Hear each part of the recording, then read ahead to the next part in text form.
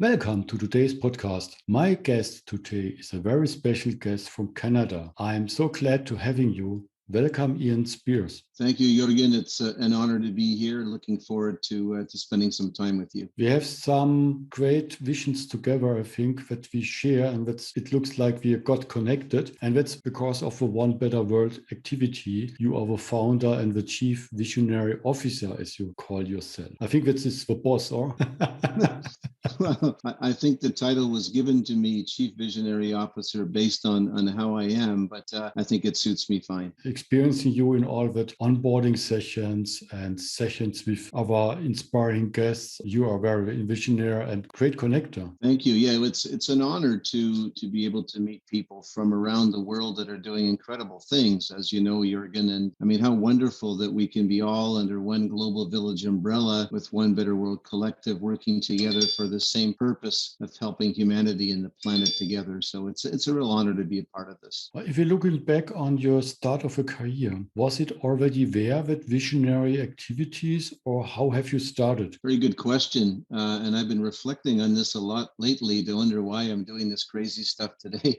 It actually happened when I was 8 years old, back in 1968, when the Beatles were all over the airwaves. A little light went on inside of me that one day I'd be helping humanity and the environment. Of course, as a young boy, I didn't understand any of that. And fast forwarding from that point as a teenager in studying in university, a couple of the electives that I took at the time, one was in the environment, one was in ecology. And again, that fire was burning, a passion. One day you'll be doing something for humanity and the planet. But in 78, again, the world was not thinking about that and certainly not talking about it as much. And so fast forwarding from that point, it's a long-winded answer to your question, but it kind of puts the pieces together for everyone listening. Back in the 80s as a young man, I wanted to put all of this together by organizing one event. And so this would have been 88, actually. I had an idea to put together a humanitarian event in Ottawa, our nation's capital in Canada, right on the Parliament Hill front lawn of the government buildings. I remember the people at the time saying, "You're crazy. They'll never give you permission to do an event there. Do you understand what that means?" I said, "Yeah, I know it sounds crazy, but wow, what an opportunity for the whole country to see that and for the city of Ottawa to be engaged in it." And so from that point, I said, how do I put this all together? So there's a small team of people got around saying, "We believe in you." I thought, all right.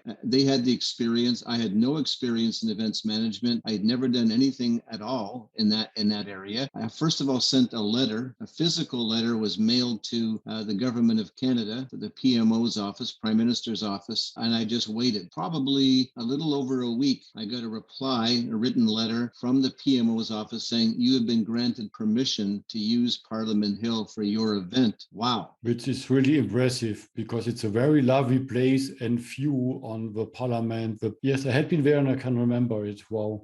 And so I just missed a few things, like the name of the event, the participants, the roster, a keynote speaker. And so I thought, who would be one of the greatest humanitarians to be a keynote speaker at this event? So I called the Missionaries of Charity in Calcutta and inquired about the possibility of Mother Teresa being available to talk to me on the phone. And of course, they said, "She's busy. She's in the middle of stopping a war in the Middle East, but could you call back the following week?" So a week passed and I called back and she answered the phone. And I said, "What an honor to talk to you. Would you be interested in being a keynote speaker in Canada for this event?" And she said, "I'll pray about it."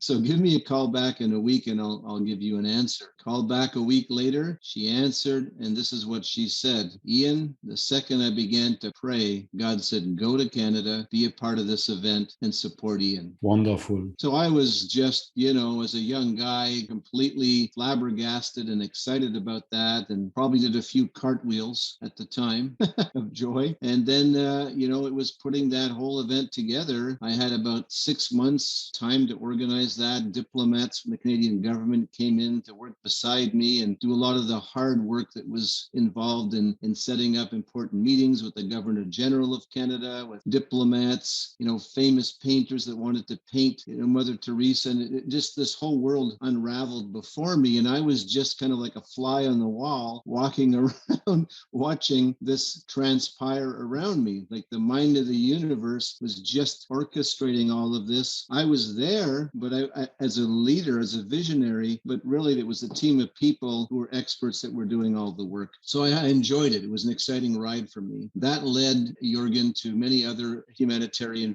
events over the years, which I'm sure you'll ask me more questions on. So that's a long-winded answer to that question, but certainly tying the pieces together. Yes, and I still find it so impressive to get Mother Teresa just by calling, which is what a present, what a gift. And I assume what an impressive keynote then for the whole country. It was. We had 50,000 people attend the event. And of course, I had a chance to spend a week with her and very much learn what it is to be a true humanitarian. I think being concerned about others more highly than yourself, exalting others more highly than yourself, be willing to go into the deepest, darkest places on the planet with some of the most difficult people to work with, that really impacted me and kind of were foundational steps in the concrete of the fabric of my being in terms of how I would look upon humanity going forward from that time till this day. And I think these were all important parts of my makeup, my characteristics in terms of how to do the work we're doing today, actually. And with that, you founded some national NGO supporting indigenous people and over 90 First Nations and Inuit communities. That is already a lifelong activity. Yes, thank you for mentioning that. I Love First Peoples as an NGO, a nonprofit, was established over 8 years ago. I was a co-founder with I Love First Peoples with my better half, Jose, and we established I Love First Peoples for the sole purpose of bridging non-Indigenous and Indigenous communities on the topic of reconciliation.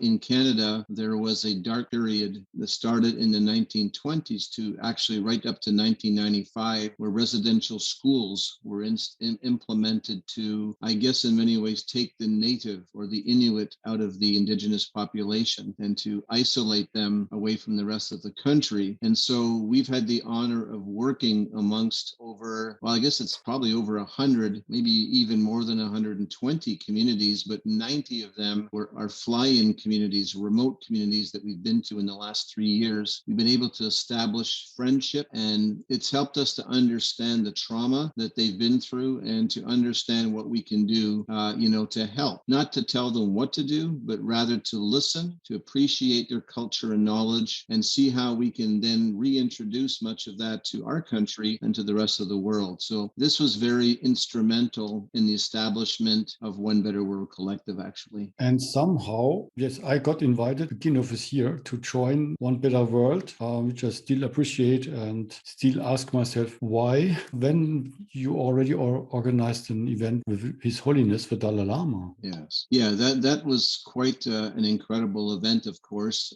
for those that have seen it, and those that haven't seen it, you still can by going to the Dalai Lama website or to One Better World Collective website, which is onebetterworld.org events, and you'll see the event. That was initially supposed to have been, Jürgen, October 2nd of last year, but because of COVID that took place, I guess, around the world in March, we had to reschedule last October 2nd to this year to April 12th. So that was the event that took place online, as you know, with 12 global change makers, which astound me to this day with all the things that they're doing. Yeah, it was, how should I say, blowing away. And it's what a momentum to have such a possibility to see him online and be part of it. Although it was very early in Germany, it was 4 o'clock or 4:30. Yes, it was very early for many Eastern Europeans, and all the power and strength of you guys that made it to watch it live. Quite remarkable. At the other side, I had been here in a monk place as well, and that is the time they wake up and doing the first, I would say, mindfulness settings, how you translate it. So that's already was used to it. So, but okay, in the working day, it's a challenge. It is. And of course, mindfulness is the foundation. Kindness, heart-to-heart connection is the foundation for what we do in One Better World Collective, but also very much the foundation of Better We, Better World in France, which really introduced us to His Holiness, the Dalai Lama. Sophia Strill-Revere, the co-host of our event, has been a good friend of his for 25 years and has also co-authored at least 4 books with him. So it was an honor to connect with that organization, Better We, Better World, and just as much an honor to be connected to His Holiness at the event. As you know, it was very surreal watching him saunter in to his studio at his location 20 minutes earlier than the broadcast was supposed to take place. Caught us a little off guard. And so I was like watching him come in and thinking, wait a minute, we're on. This is go time. This is happening. It was very surreal and quite an honor that I'll never forget. And just as it was meeting Mother Teresa, I think both of these individuals, having had the privilege, at least of meeting him online, not in person, but of meeting him as well as Mother Teresa, 2 incredible people in this planet that are wonderful examples of true humanitarians. Yeah. So as we both have somehow a connection to India, we might have to visit him the next time.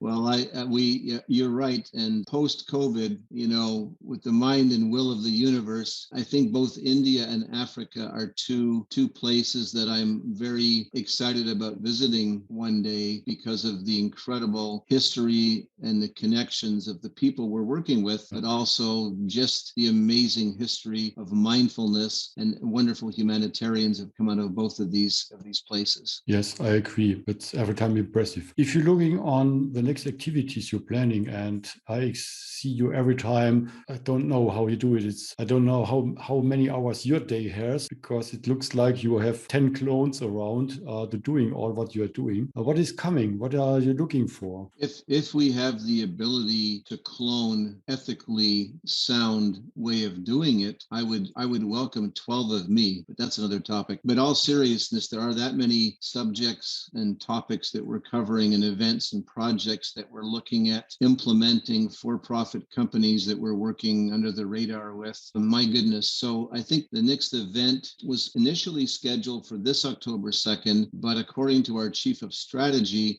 on a message I received about an hour ago, we're looking more at November for a week-long event. So if you want to add any more work to my plate, instead of having an event for one day, it's going to be for a week, 5 days, full of wonderful global change makers speaking, different topics being covered, women's empowerment, gender equality on one day, etc., through 5 days, covering the majority of the Sustainable Development Goals in thematic fashion by bringing in musicians and artists and world leaders to participate in this wonderful event. So that's something that will be coming up in November. We also have been working, and you've probably been privy to the knowledge of this, an app, which is an SDG challenge app, which we're very excited about. The prototype has been done. It will enable people to engage in a SDG challenge, 1 through 17, whether it's zero poverty or zero hunger or gender equality or something related to the environment. You can do a challenge on one of those numbers, and people can study the metrics of that challenge on the app by nation, by city. Then you can see a completion of that challenge or an open-ended challenge, kind of like the ice bucket challenge, which was popular for a while. But if you can bring reality TV to the world on challenging people to do something local in reference to the SDGs, you can involve children, you can involve preteens, teens, young adults, middle-aged, elderly, all can participate together to activate the community. It's just a fantastic concept. The prototype is done. It looks wonderful. We're going to look at beta testing that soon with our liaisons, including you, which we're honored to have on board, of course. And then based on the results of the beta testing, we would then go to a global launch of the app, and hopefully in correlation in the fall, late fall, in time for our November activities. So that's kind of what I'm hoping will happen based on the projections for the app. I'm looking forward. Yes, we're also looking at next November participating in the first film festival based on the environment, which will be held in Australia, and that's also in correlation with some research and a documentary film being put together to study the ecosystems under the water in terms of the coral reef systems in the Great Barrier Reef and also Oceania. So that's another couple of projects. We're also looking at expanding a waste management committee that will be looking at ways to convert food waste into fertilizer for farmers, into edible products for animals and humans. This will reduce CO2 emissions to help the planet. It'll also create employment in many parts of the world. So that was a conversation I had literally an hour ago, and someone will be in charge of that committee, connecting some national and global leaders in that space to collaborate on how to best work their projects together. So some are in the process of handing out, tons of food. Others are in the process of collecting waste, but there seems to be a disconnect when it comes to using the food waste to create products that can be repurposed, reused. So very excited about that dimension growing within the organization as well. In fashion, we have another big project to do our own brand with One Better World, and we have an O logo, and it'll be repurposed fabric that's available, turned into,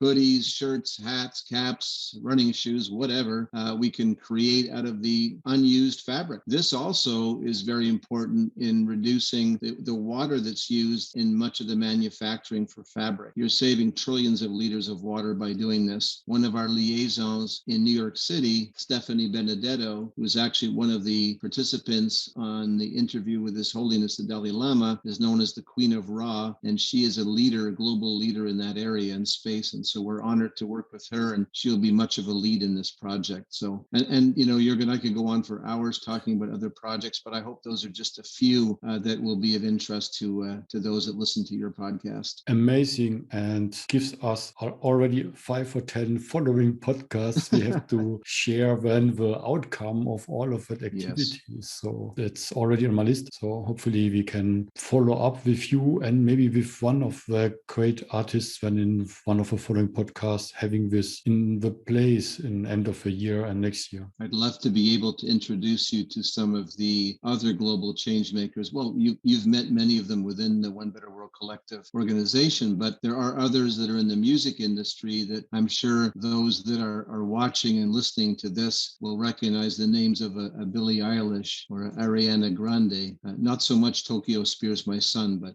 little plug for him, Walk Off the Earth. But yes, I would love to be able to at some point connect you and our family more to some of the participants in this week-long event in November, especially. It's already in my calendar.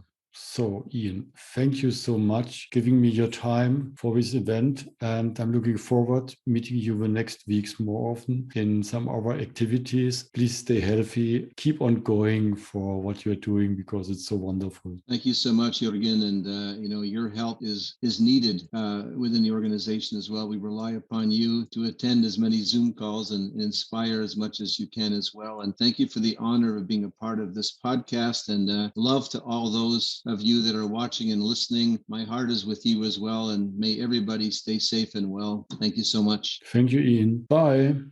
Bye-bye.